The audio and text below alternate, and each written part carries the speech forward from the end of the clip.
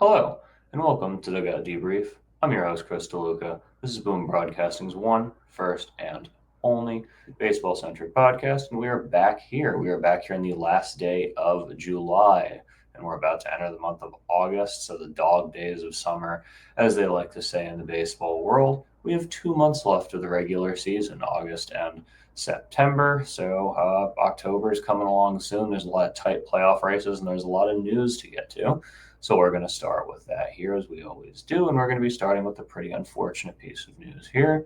As Ryne Sandberg, Cubs legend Ryne Sandberg, passed away at the age of 65. He is a Hall of Famer, MVP in 1984, a 10-time All-Star, a 7-time Silver Slugger, and he also managed the very team that he started with for a while here, the Philadelphia Phillies. From 2013 to 2015 rather. He was actually traded for Ivan DeJesus in 1982. He had also sent Larry Boa over to the Chicago Cubs. So Ryne Sandberg apparently was never supposed to be the replacement for Larry Boa. That was the whole thing. So they sent him in a package deal from the Phillies to the Chicago Cubs with the aforementioned Larry Boa for Ivan DeJesus, who was one of the best players in the game in the early 1980s. He was just a true man of consistency, a charitable man, had his own charity, I know, as well as just being one of those guys who was just an all-around five-tool guy. I was listening to the Chris Rose podcast recently, and the best example he kind of gave is, in the early 2000s, early 2010s as well, everybody's go-to, even if they weren't big baseball fans, my favorite player is Derek Jeter, because Derek Jeter's the five-tool guy. That was Ryne Sandberg in the 1980s. In the 80s and early 90s is just a true man of consistency on all tools. That's why he's in the Hall of Fame. His stats may not jump out at you and be like, oh, this is insane, especially compared to what we see today. But the thing is he was a 16-year career. He was a consistent leader in batting average, or at least in the top 10 with average stolen bases, and was a great glove as well. So, rest in peace, Ryne Sandberg. And it's just a sad thing to see someone go at that age, too. Every time you see that, it's a really sad thing to see. We wish him and his family the best. We're going to be seeing a lot of outpouring from every team, all 30 teams, especially the Cubs and the Phillies, two teams that he played for / managed. Another piece of unfortunate news, just in a different context, Guardians star closer Emmanuel Clase has been placed on non-disciplinary paid leave by Major League Baseball, by their ethics subgroup for a gambling investigation. He becomes the second Cleveland Guardian to be placed on paid non-disciplinary leave after Luis Ortiz, a fellow pitcher for Cleveland.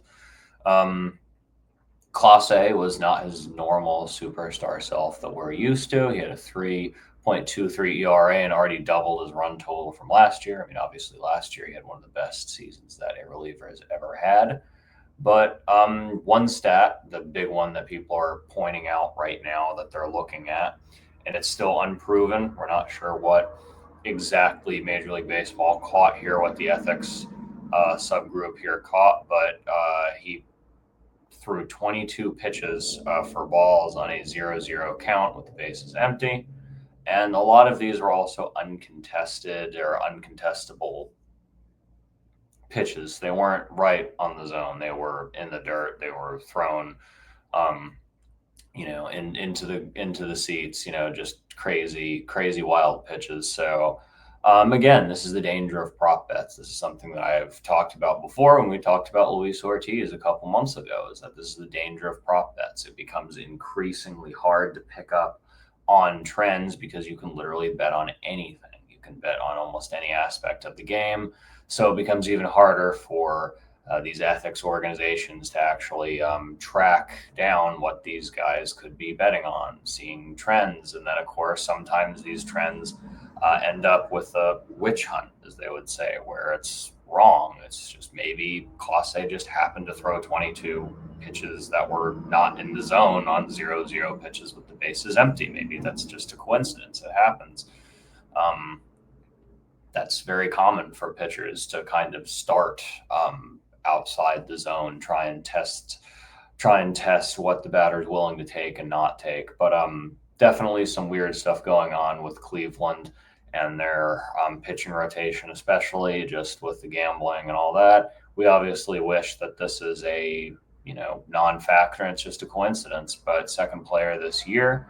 And you hate to see it too, especially with a great manager like Stephen Vogt, a great team like Cleveland, ALCS last year, and Emmanuel Clase, who in my opinion is the best closer of the 2020s, potentially not being able to play again or not being able to play for a long time is a very unfortunate thought to have. So we hope that all of this is just fake situation. The Royals extended Seth Lugo for 2 years on $30 million. The 33-year-old has had a pretty good past season, posting a 137 and 139 ERA plus respectively. Part of that Royals playoff team last year. So I think that's a good decision especially after Brady Singer going out the door. The All-Star game, the MLB Hall of Fame inductions occurred as well. So we got to see the class of 2025 with Ichiro, CC Sabathia, the late, great Dave Parker, Dick Allen, and then Billy Wagner, who was, all you guys know, should have been in years ago, if you ask me. He missed the cutoff last year in 2024, but I think by 0.4, something ridiculous like that. Dave Parker also should have been in a lot longer ago. It should have been him accepting that Hall of Fame's induction and doing the speech, not his son. Obviously, his son did a very good job, but it should have been Dave Parker himself. And CC Sabathia, first rounder. Dick Allen also deserving to get in too. CC Sabathia, I think, very well deserving. I was kind of wondering if he was going to go in with Cleveland or New York. He decided to go in with New York. So, yeah, who do you associate CC Sabathia with, too? Put that in the comments. Some people associate him with Cleveland, some associate him with New York. Finally, Ichiro, very amusingly calling out the one guy that didn't vote for him. Derek Jeter obviously had the same situation where one guy out of the Writers Association did not vote for him. So it was kind of interesting. Ichiro, probably the best average hitter, him and like Rod Carew of the modern-ish era. So Ichiro, I don't know how you couldn't vote for him, but he's in the Hall of Fame regardless. I think all these guys are very well deserving. I'm happy to see it. 2025 class is a very refreshing class. We're going to be seeing a lot more of these more refreshing classes as more and more of the steroid guys get pushed off the ballot due to the time constraint. So good stuff to see, good players going in. The Cardinals have DFA'd Eric Fedde. He was traded from the White Sox last year at the deadline, and he has posted a 5.22 ERA in 2025. He was actually part of the Tommy Edman deal as a 3-team deal with St. Louis, Chicago, and Los Angeles Dodgers, sending Tommy Edman to Los Angeles Dodgers. And he has been very, very good this year, especially in the clutch. Tommy Clutch, I've been calling him this year. Really, really good in late inning situations. Fedde was picked up by Atlanta, so that's definitely helpful because all 5 of the Atlanta Braves starters are on the IL. Most of them are on the 60-day IL. So rough year for Atlanta. Rough year last year, rough year this year. I hate to say it, but I do think, especially with how good a lot of these second, third place National League teams have been this year, I do think that is probably the end of the Braves being able to make the playoffs here in 2025, which, as I said at the end of last year, I would have rather seen a different team than Atlanta in the playoffs last year, simply because of the fact that Atlanta was really banged up last year. The same thing this year is when Atlanta's healthy, they're very fun to watch, and their offense is actually pretty healthy. We're very happy to see Ronald Acuna Jr. healthy. We're very happy to see Ozzie Albies healthy. The game is better when those guys are healthy. With how banged up the rotation is, I would rather see like a San Francisco. I mean, call me crazy. I'm a Dodger fan. See like a San Francisco Giants team or something like that would be more fun to see. Even a St. Louis Cardinal team who's my opinion on the Cardinals. I think they're just kind of Be more fun to see them in. But once you're in, you can win regardless. Wishing the best for Atlanta's rotation. And hopefully Eric Fedde has a pretty good start with the Atlanta Braves. Nick Loletto of the Cincinnati Reds has a complete game shutout against Washington. I just always give these things shout outs every time there's a complete game. 4 hits, 8 Ks. Great start. Complete games are becoming a rarity, so I've had the ability to shout out a couple of those. Obviously, Scooble having one here recently, one of the most dominant starts. Nick Loletto joining that club of complete games. I love giving those a shout out here on Dugout Debrief. We had a couple retirements here as well, pretty notable ones here. Nick Ahmed finally, he retired. I'm not saying finally, I'm happy finally, because I kind of forgot he was still around. He hung around for a lot longer than I thought he would. He played for the Arizona Diamondbacks, San Francisco Giants, San Diego Padres, Texas Rangers, and Los Angeles Dodgers. Of course, a lot of the people in the comments of the retirement posts are like, oh, just signed with the Rockies, and then you can just do a clean sweep of the NL West. He was started, ironically, in the Braves organization, so on the other coast. He was supposed to be the replacement for Andrelton Simmons at second base shortstop. That didn't obviously come to fruition, but he was pretty good with the Arizona Diamondbacks, especially winning 2 Gold Gloves after being traded over there when he was still in the Braves organization. So Nick Ahmed, happy retirement. And now the other retirement we are going to talk about is one of the biggest journeymen of the recent era, almost Bartolo Colon level when it comes to journeymen. Jesse Chavez announced his retirement, a legendary career with 9 teams over an 18-year span. And this started back in 2008 with the Pittsburgh Pirates. He played for the Pirates, the Rangers, the A's, the Braves, the Angels, the Blue Jays, the Dodgers, the Royals, and the Cubs. And yeah, I had to write that down, obviously. Some of these I could remember off the top of my head, notably Atlanta and Oakland. I also do remember him briefly with the Dodgers, very briefly, but mostly we associate him with the Braves. I kind of actually forgot that he started with the Pirates. I didn't really think about that until I saw his retirement posts and looked at his baseball reference to get the information. 1,044 Ks, a 1.333, 133 whip, 2021 World Series champion. He had a pretty solid career. I mean, he stuck around for 18 years, and that's really hard to do, especially as a pitcher and especially as a relief pitcher as well, because you're pretty small sample size there. You're not given a lot of chances as a relief pitcher. So hats off to Jesse Chavez. Hats off to Nick Ahmed on a happy retirement. And that's going to wrap up our news segment here. On this episode of Dugout Debrief, we will be doing a little breakdown of the trade deadline so far. There's not been a lot of crazy moves, and this doesn't really surprise me, though, because you don't have a lot of superstars in contract years. You also have a lot of teams, I think, that are just okay with where they are. There are a lot of mid teams. There are a lot of good teams that are going to be there. So I think that there are only a handful of teams that are right on the cusp of maybe making it and maybe not making it. And I'm thinking of you, Tampa. I'm thinking of you, Boston. I'm thinking of you, San Francisco. St. Louis, to some extent, they started to slide after they were hot before the All-Star break. Still, so is Boston, but still there. Overall, though, when you're talking about teams like the Dodgers, like the Mets, like the Phillies, like the Yankees, like you're there. They're already there. There's not really much of a doubt that they're going to make it, even though New York is behind Toronto currently. It's still not in doubt they're going to make the playoffs. Even with Houston sliding, I still think they're going to make the playoffs. So I don't see a lot of major moves being made, but there could be some. I could just be completely proven wrong. So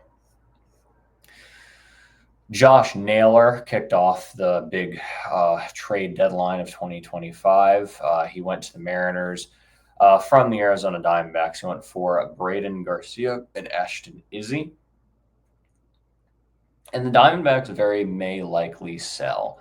They're 12 games back, and the Cubs, Phillies, Giants, Padres, and Reds are all in better positions than the Arizona Diamondbacks to make a wild card. I had the Diamondbacks actually being the final wild card team this year, and I ended up switching that last week, as you saw. I ended up switching that out. I have the Cubs making the playoffs now in retrospect, but all these teams I think are in just better spots, whether if it's standings wise or just talent wise. So it really wouldn't surprise me if Arizona tries and retools. Obviously with the Giants and the Padres and the Dodgers all being in front of them, trading away guys like Josh Naylor is not a bad move. Randall Grichuk was also traded to the Royals for relief pitcher Andrew Hoffman, so that's good for both of them too. Grichuk and Naylor, I think, are good players to move on from, just at their age where they are talent wise. Sell off a little bit the older. I'm not saying that Josh Naylor is necessarily old, but they got him from Cleveland last year. So good moves, I think, on both sides. A lot of people are talking about Zach Gallen, Merle Kelly. Are they next? So they're both in the unrestricted free agent years. And if we're going to see like a kind of superstar trade, I would like to see something like that. I think Arizona could, at the deadline, throw out a Zach Gallen and Merle Kelly package out there, and I think some team would bite. It would not surprise me to see a team like New York bite on something like that, who's behind Toronto, in a kind of a banged up rotation themselves. It wouldn't surprise me to see a team even like the Giants or the Dodgers within their own division go for that, but I don't think they're going to trade within their own division. Texas Rangers would not be a bad idea either. Go join Jacob deGrom, but we'll see. We will see. Gregory Soto goes to the New York Mets for Cameron Foster and Wellington Arsenia. The Mets definitely want to buy when it comes to bullpen. When it pertains to bullpen, that's always something that struggles, and it's struggling especially this year for New York. There are a lot of people with Baltimore, though, because Gregory Soto came from Baltimore and he was going to the New York Mets from orange to orange. And there are a lot of people with Baltimore that I think that they should be selling off that are not part of that key young core, not part of the Gunnar Hendersons, the Jackson Holidays. Obviously, a lot of people have been suggesting trading him. The Adley Rutschmans, not those kind of names. It's names like Dylan Carlson. It's names like Tyler O'Neill, two former St. Louis Cardinals. There, Dylan Carlson, one of the most hyped prospects for St. Louis here back like 2017, 2019 era. So there's one, though, I really think would be great. I would really like to see them trade Ramon Laureano and get a good pull. I think that would be a great pickup for a team like the Dodgers or the Padres. 2.6 WAR. Laureano has turned his career around after the PED suspension with Baltimore this year. He's actually been one of their few bright spots, with a lot of big name players being injured in Baltimore, just having down years. Guys like Gunnar Henderson, Adley Rutschman, aforementioned, injured, down year, etc. Ramon Laureano picking up a lot of that slack, and with a lost year for Baltimore, and most of these guys being contract years anyway, go.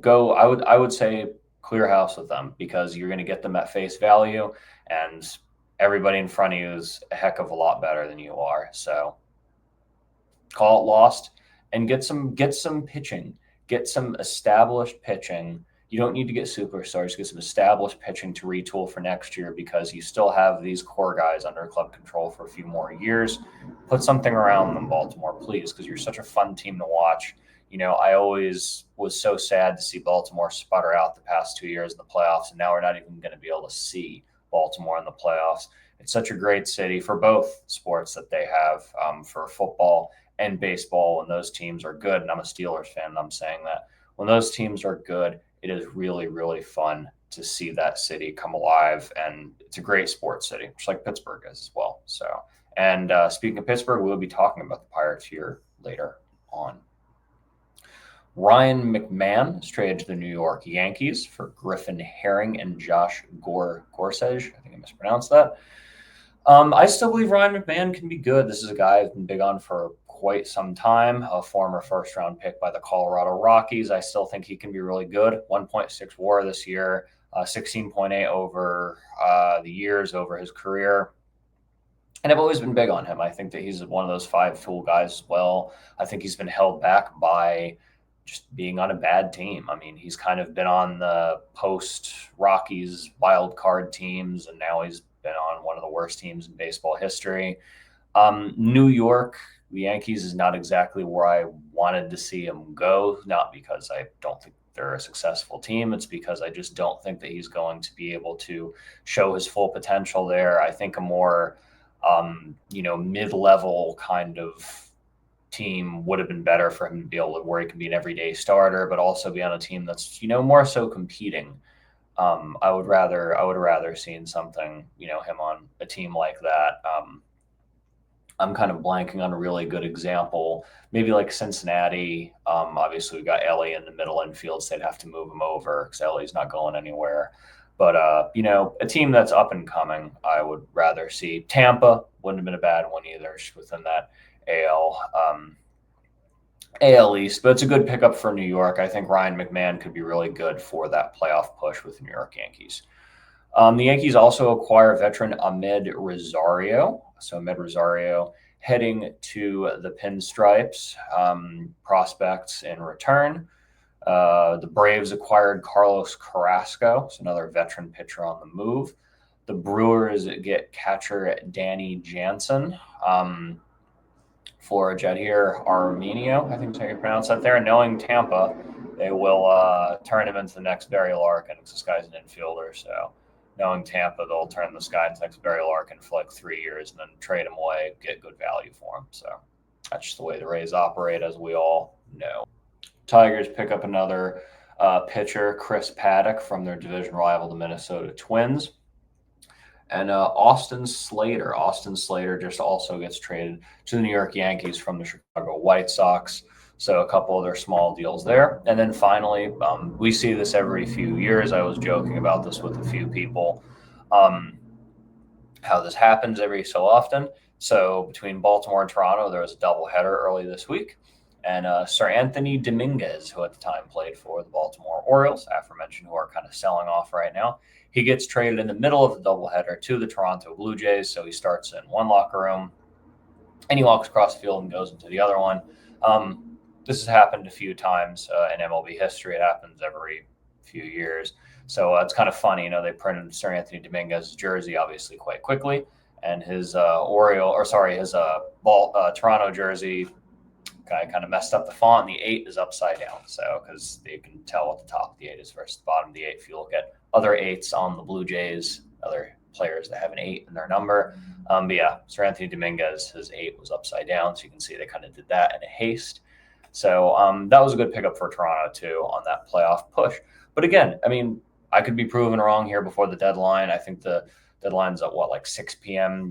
Eastern today. So there could be a lot more deals that happen between now and then. We still have 6 hours or so of time for stuff to happen. Usually the craziest stuff happens at the end. So we will see. But those are the biggest moves as of today. And moving on here to my next short little segment, we'll do Power Rankings Series of the Week Trivia, as we always do here. So I wanted to talk about the Pirates for a minute. And I really want to talk about what they're kind of doing with Paul Skeens is predominantly the main point here. So should the Pirates trade Paul Skeens? That's a very big question that a lot of people have been asking. And in the short answer is yes, because you can get a ridiculous talent pool. He is under club control till 2030. Probably the most valuable tradable player out there. Pitchers go every 5 days or so. Position players go every day. And that's a big issue that the Pirates are struggling with, is their position players are not pulling through. They obviously have guys like Brian Hayes, Brian Reynolds, guys who have a lot of value. But they are clearly not willing to put the offensive talent around Paul Skeens to be able to really win games at a productive level. With the addition to that, the division, everybody in their division essentially is better than them anyway. So I think that it might be time to actually try and trade him. I think that Boston would be a great team to target him. I think that they have the farm system to be able to put something in return. Texas Rangers, Philadelphia Phillies, San Diego Padres, I'd hate to see that. Baltimore Orioles, on paper, are all good teams with a farm system who could have enough of a return. Am I going to make hypothetical trades? No. But I think that the ideal trade would be a massive prospect haul with a couple established position players. So massive prospect pitching wise, a couple established position here. You could essentially get, you could have a Juan Soto to San Diego from Washington level where you're basically getting 4 or 3 of the top 5 prospects in a team's organization. And from a team like Boston or Baltimore, it's a pretty big deal. So in short, should the Pirates trade Paul Skeens? Yes. And I think it would be really, really good to do it like this offseason or even at this deadline. They're not going to do it this deadline. They're making too much money off him. That's the big issue with where the Pirates are, I think, right now as an organization, is they are willing to make money in the short term over long-term success. The city of Pittsburgh deserves better. In my opinion, that is the best sports city. I may be biased saying that. It is the best sports city in the United States, and the city deserves better because when those Pirates are good, PNC Park is rocking, and you love to see it. And I would love to see it rocking again. But unfortunately, with this roster, even with one of the best pitchers in the world, we will not see PNC Park rocking in October for quite some time until some changes are made. But with that being said, it is time for our power rankings, and we have some changes here this week.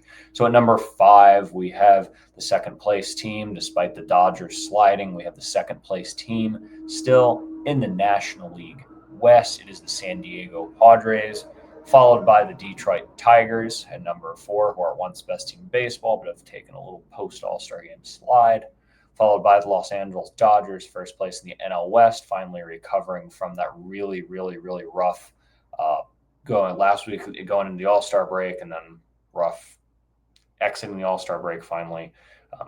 Got swept by Milwaukee, but stumbled out of the gate. We're coming back here. Toronto Blue Jays, number 2, and the number 1 is the hottest team in baseball, the Milwaukee Brewers, hottest team in baseball this year. There's a lot up at stake here. I mean, this is where series really start to matter. This is where just jockeying for position really starts to matter as well. I mean, you right now as we're standing, 4-game difference, 4 games ahead is Toronto, but there's still 2 months left. Detroit, I think, is pretty comfortable. I don't think Cleveland's going to be able to be as great as we said that they would be here at the beginning of the year. I see Seattle passing them more in the wild card race. Philly and New York fighting half a game difference. Milwaukee, Chicago, and then of course Dodgers 4 games up on San Diego. So a lot of close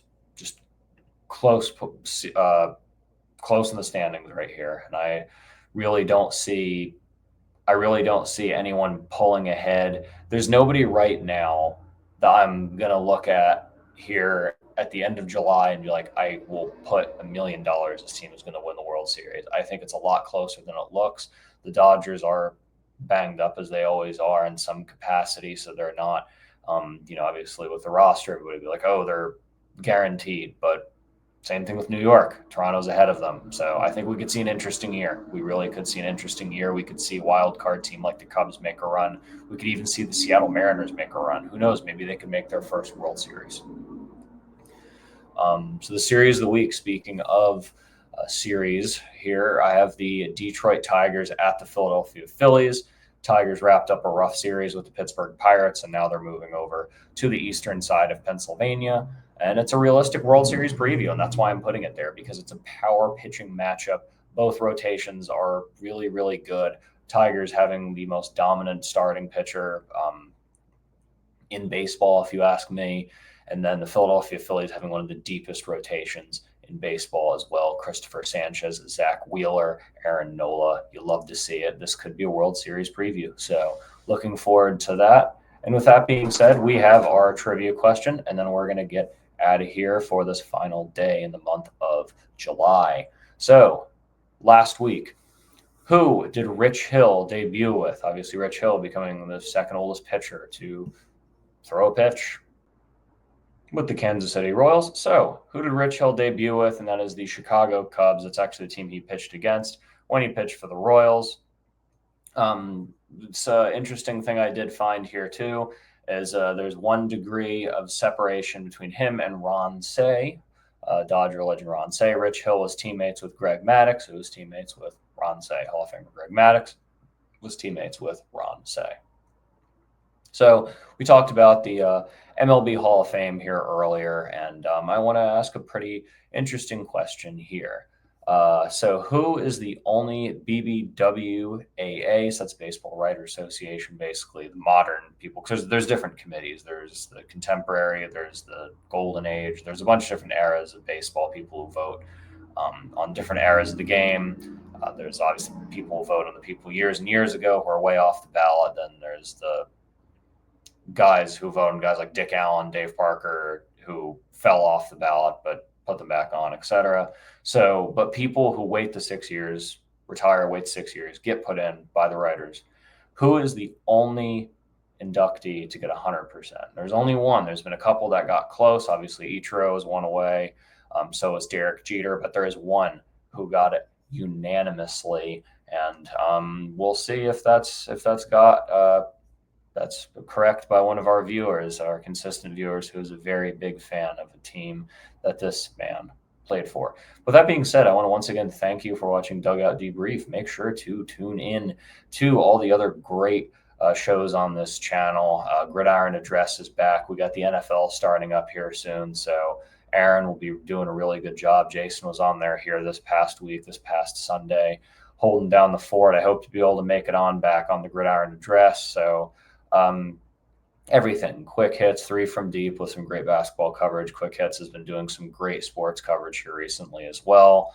But again, I want to thank you for tuning in to Dugout Debrief. Hey man, trade deadline, playoffs coming up here soon. Before you know it, it's going to be a crisp fall air, and we'll be in October, and it'll be time for the postseason. I will be here talking for every single week of it. Have a great week. See you later.